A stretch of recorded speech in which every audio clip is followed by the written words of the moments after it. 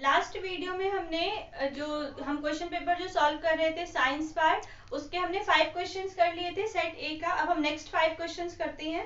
तो 96 जो है ये क्वेश्चन है कि sets of reproductive terms are given below, choose the set that has an incorrect combination. तो कुछ टर्म्स दिए हुए हैं रिप्रोडक्टिव टर्म्स, और उसमें हमें देखना है कि कौन सा जो है कॉम्बिनेशन ठीक नहीं है। तो फर्स्ट है sperm, testis, sperm duct and penis. तो स्पर्म और जो टेस्टिस है, आपको पता होगा ये जो है मेल रिप्रोडक्टिव पार्ट है, और स्पर्म डक्ट और पेनिस ये भी मेल रिप्रोडक्टिव पार्ट है। तो इसके अंदर जो ऑप्शन है ये सभी मेल रिप्रोडक्टिव पार्ट के दिए हुए हैं। सेकंड में है menstruation, egg, oviduct and uterus. ये जो है मेंस्ट्रुएशन वर्ड आपको हो सकता है कि सारे वर्ड नहीं पता हो, बट आप कुछ कुछ चीजें करके आप जो है ऑप्शंस को समझ सकते हो। तो मेंस्ट्रुएशन, एग, ओविडक्ट और यूटेरस जो है ये फीमेल रिप्रोडक्टिव पार्ट है। उसके बाद थर्ड है हमारा sperm, oviduct, egg and uterus. तो इसमें जो फर्स्ट है स्पर्म ये मेल रिप्रोडक्टिव पार्ट है, और बाकी के जो ओविडक्ट, एग, यूटेरस है ये फीमेल रिप्रोडक्टिव पार्ट है। तो इसमें दोनों रिप्रोडक्टिव पार्ट दिए हुए हैं। फोर्थ है ovulation, egg, oviduct and uterus. ये जो है ये फीमेल रिप्रोडक्टिव पार्ट है। तो तीन ऑप्शंस में ऐसे हैं कि या तो मेल रिप्रोडक्टिव पार्ट है या फीमेल, बट थर्ड वाले में दोनों है, मेल रिप्रोडक्टिव पार्ट भी है जैसे स्पर्म, और फीमेल रिप्रोडक्टिव पार्ट है। तो ये सही कॉम्बिनेशन जो है ये नहीं है, थर्ड ऑप्शन। तो 96 का क्या होगा, 96 का 3। फिर नेक्स्ट क्वेश्चन है हमारा, in figure 2 boys A and B are shown applying force on a block. कि दो लड़के हैं ए एंड बी और ये फोर्स लगा रहे हैं ब्लॉक पर। If the block moves towards the right, which one of the following statement is correct. कि अगर ब्लॉक जो है ये राइट की तरफ मूव हो गया तो फिर इनमें से कौन सा स्टेटमेंट ठीक है। तो एक बार हम फिगर भी थोड़ा सा देख लेते हैं यहाँ पर, कि जैसे ये मान लीजिए ब्लॉक है और ए जो है यहाँ से फोर्स अप्लाई कर रहा है, और बी जो है ये भी यहाँ से फोर्स अप्लाई कर रहा है, ठीक है। और बॉक्स जो है ये राइट की तरफ मूव हुआ है। राइट साइड कौन सा हो गया, ये वाला साइड जो है ये राइट साइड है, और ये वाला साइड लेफ्ट है। तो ये राइट की तरफ मूव हो गया, ठीक है। तो फिर कौन सा स्टेटमेंट ठीक है। Magnitude of force applied by A is greater than that of B. कि जो ए है वो बी से ज्यादा फोर्स लगा रहा है। फर्स्ट स्टेटमेंट का ये मतलब है magnitude of force applied by A is smaller than that of B, कि ए जो है वो बी से कम फोर्स लगा रहा है। उसके बाद है net force on the block is towards a, कि पूरा का पूरा फोर्स जो है ये ए लगा रहा है। Magnitude of force applied by A is equal to that of B, कि जो फोर ए द्वारा जो अप्लाई किया जा रहा है फोर्स वो बी के इक्वल है। दोनों मतलब इक्वली फोर्स लगा रहे हैं। ऐसा नहीं है, इक्वल फोर्स तो नहीं लगा रहे हैं, क्योंकि अगर ये राइट की तरफ मूव हुआ है इसका मतलब है कि इक्वल फोर्स नहीं है, क्योंकि इक्वल फोर्स होता तो ब्लॉक मूव नहीं करता। तो फोर्थ ऑप्शन तो वैसे ही गलत है। थर्ड ऑप्शन है कि नेट फोर्स, तो नेट फोर्स जो है वो ए की तरफ से ही लग रहा है, तो टोटल फोर्स ए की तरफ से लग रहा है, ये भी नहीं है, क्योंकि हम देख रहे हैं बी भी फोर्स लगा रहा है, चाहे वो कम हो या ज्यादा हो, बट बी भी लगा रहा है। तो फिर ऑप्शन कौन सा ठीक होगा। तो देखिए बॉक्स जो है, ब्लॉक जो है ये हुआ है राइट की तरफ मूव, यानी कि यहाँ से आगे गया है, यानी कि इधर फोर्स ज्यादा लग रहा है, लेफ्ट साइड से ज्यादा फोर्स लग रहा है, इसीलिए ये राइट की तरफ मूव हुआ है। तो ए जो है ये ज्यादा फोर्स लगा रहा है, तभी ये राइट की तरफ मूव हुआ है। तो इसमें क्या होगा, ऑप्शन फर्स्ट होगा, A is greater than that of B, मतलब फोर्स जो है ये ए से ज्यादा लग रहा है। 97 का होगा फर्स्ट, ठीक है। फिर हम नेक्स्ट पर आते हैं। A marble is allowed to roll down an inclined plane from a fixed height. At the foot of the inclined plane, it moves on a horizontal surface. On which surface will be the marble move the shortest distance? क्या मतलब है इस question का कि एक inclined plane है, ठीक है, और यहाँ ये मान लीजिए एक इंक्लाइंड प्लेन है, और यहाँ से एक मार्बल को एक हाइट से मार्बल को गिराया जाता है। मार्बल मतलब कि शीशे की गोली, मतलब कांच की गोली जो है उसको ऊपर से नीचे गिराया गया, एक हाइट से नीचे गिराया गया है। तो ये कौन से सरफेस पर, ये सरफेस जो है ये कैसा सरफेस होगा जहां पर सबसे जो डिस्टेंस होगी वो कम होगी।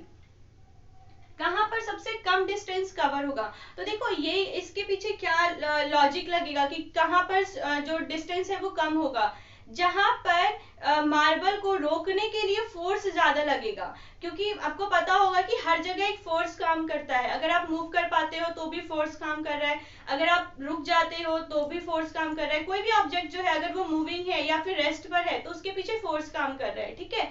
तो मार्बल जो है कहाँ पर शॉर्टेस्ट डिस्टेंस कवर करेगी, जहां पर सरफेस जो है, जहां पर जिस मतलब ऐसा सरफेस जो कि सबसे ज्यादा फोर्स लगाएगी। तो सरफेस पर कौन सा फोर्स होता है, वो होता है फ्रिक्शन फोर्स। हम जो चल पाते हैं, जो गाड़ियां जो है वो अगर रोड पर चल पाती है तो ये फ्रिक्शन फोर्स की वजह से हो पाता है। तो मार्बल भी जो है ये फ्रिक्शन फोर्स की वजह से ये मतलब रुक जाएगा, शॉर्ट डिस्टेंस कवर करेगा। तो इसमें हम पहले सरफेस देख लेते हैं कौन सा है, उसके अकॉर्डिंगली देखेंगे। फर्स्ट है कवर्ड विद सिल्क क्लॉथ, कि ऐसा सरफेस जो कि सिल्क क्लॉथ से कवर है। दूसरा है covered with a layer of sand, की रेत सैंड से कवर है एक सरफेस। थर्ड है covered with a glass sheet, कि एक ग्लास की शीट है, ठीक है, कांच की शीट है, मतलब कांच का सरफेस है। और फोर्थ है all distance will be equal, कि कैसा भी सरफेस है तीनों में से सब पर इक्वल डिस्टेंस होगा। तो ये तो बिल्कुल ही गलत है, क्योंकि सबका फ्रिक्शन फोर्स अलग अलग है। तो फर्स्ट में जो है ये सिल्क क्लॉथ, तो सिल्क क्लॉथ भी जो है इसमें फ्रिक्शन फोर्स ना कम होता है, ठीक है। अगर हम बाकी से कंपेयर करें, लेयर ऑफ सैंड से कंपेयर करें तो इस पर भी कम होगा। और ग्लास की शीट पर तो सबसे कम होगा, ग्लास की शीट पर गिरने का खतरा ज्यादा रहता है। क्यों? क्योंकि वहां पर हमें रोकने के लिए कोई फ्रिक्शन फोर्स जो है वो बहुत कम होता है, बहुत कम। तो लेयर ऑफ सैंड यहाँ पर जो है फ्रिक्शन फोर्स सबसे ज्यादा होगा, इसीलिए लेयर ऑफ सैंड पर जो मार्बल है वो ज्यादा दूर तक डिस्टेंस कवर नहीं कर पाएगी, ठीक है।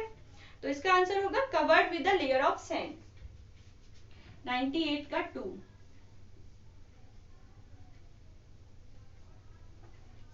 नेक्स्ट क्वेश्चन है हमारा, in which of these mediums can sound travel.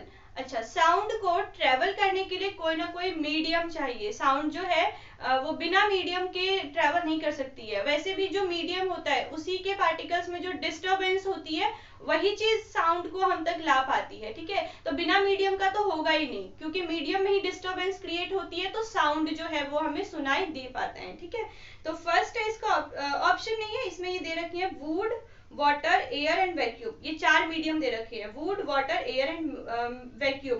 तो साउंड को ट्रेवल करने के लिए कोई मीडियम चाहिए। वुड भी एक मीडियम है, वाटर भी मीडियम है, एयर भी मीडियम है। एयर तो अभी भी एयर है, तभी आप मेरी आवाज सुन पा रहे हो। वाटर में भी साउंड जो है ट्रेवल कर सकती है, वुड में भी कर सकती है।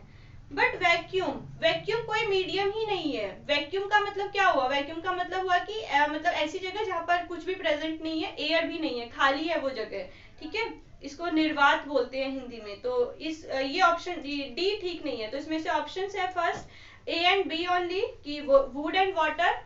एयर भी है मीडियम, तो सिर्फ वुड एंड वाटर दे रखा है फर्स्ट ऑप्शन में। सेकंड है ए बी सी ओनली, कि तीनों medium, would, water and air. और थर्ड ऑप्शन है सी एंड डी ओनली, यानी कि वाटर एंड एयर। तो वुड भी एक मीडियम है, तो ये भी नहीं होगा। तो और फोर्थ है B C and D only, तो डी जो है इसमें दे रखा है वैक्यूम। तो जिस देखो सी थर्ड ऑप्शन में और फोर्थ ऑप्शन में डी है, वैक्यूम तो होगा ही नहीं, तो थर्ड और फोर्थ तो वैसे ही गलत हो गया। और फर्स्ट और सेकंड जो है इसमें क्या होगा कि हमने भी देखा वुड भी मीडियम है, वाटर भी मीडियम है, एयर भी मीडियम है, तो तीनों ऑप्शन जहां है वो ठीक होगा। तो इसका होगा ए बी एंड सी, तो सेकंड ऑप्शन ठीक होगा। 99 का सेकंड।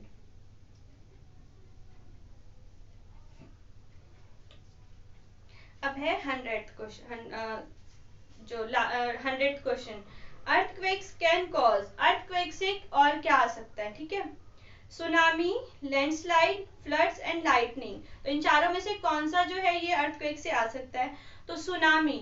सुनामी जो है ये क्या होता है? वाटर में अगर वाइब्रेशन क्रिएट हो गया, वाटर में अचानक से अगर हलचल पैदा होती है तो सुनामी आने का खतरा रहता है। तो अगर अर्थक्वेक आया है, मान लीजिए वो अर्थक्वेक कोस्टल एरियाज के पास आया है, तो अगर लैंड में वाइब्रेशन होगा, मतलब अर्थ पर जो ये लैंड वाला पार्ट है, अगर यहाँ पर वाइब्रेशन क्रिएट होगा तो कोस्टल एरियाज है तो पानी में भी वो वाइब्रेशन क्रिएट होगी, ठीक है, वहां पर भी हलचल होगी। तो वहां पर अगर हलचल होगी तो वहां पर सुनामी आने का मतलब खतरा है, सुनामी आ सकती है अगर वो वाइब्रेशन ज्यादा हो गई तो, ठीक है, तो सुनामी आ सकती है।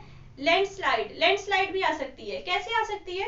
देखो अर्थक्वेक होता क्या है बेसिकली, ये जो है ये वाइब्रेशन जब क्रिएट होता है तो अर्थ का सरफेस, अब देखोगे अगर भूकंप बहुत ज्यादा तेज आया है तो क्या होगा, अर्थ पर क्रैक्स आ जाते, मतलब लैंड जो होता है उस पर क्रैक्स आ जाते हैं, ठीक है, ये क्रैक। और अगर ये क्रैक ज्यादा हो, यही क्रैक अगर ज्यादा होते हैं, अगर ये क्रैक ज्यादा हो जाए इस तरीके से,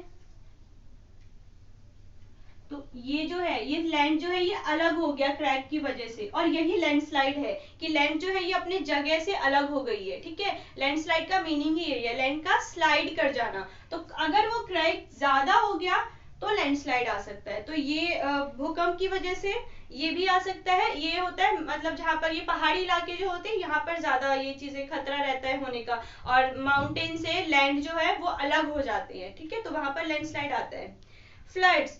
फ्लड्स में क्या होता है कि फ्लड्स भी मतलब सुनामी जैसे आती है ना, तो अगर वही वाइब्रेशन बहुत ज्यादा हो जाता है फ्लड आने का भी खतरा रहता है। मान लीजिए कि अर्थक्वेक आया है और एक चट्टान का बहुत बड़ा टुकड़ा, रॉक का बहुत बड़ा टुकड़ा जो है वो पानी में गिर जाए तो क्या होगा, एकदम से बहुत मतलब पानी जो है वो ऊपर की तरफ उठेगी और इससे सुनामी तो आ ही सकती है, इससे फ्लड भी आ सकता है, बाढ़ भी आ सकती है, ठीक है। तो इससे तीनों ऑप्शन ठीक है। और डी है लाइटनिंग।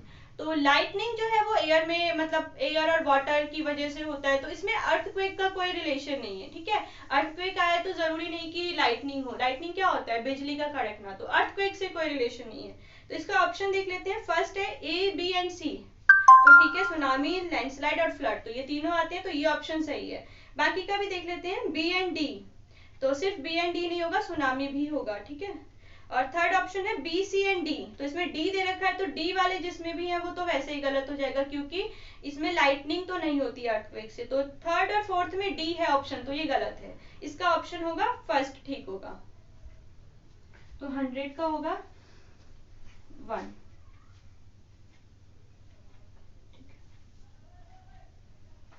तो ये 10 क्वेश्चन हमने देखे और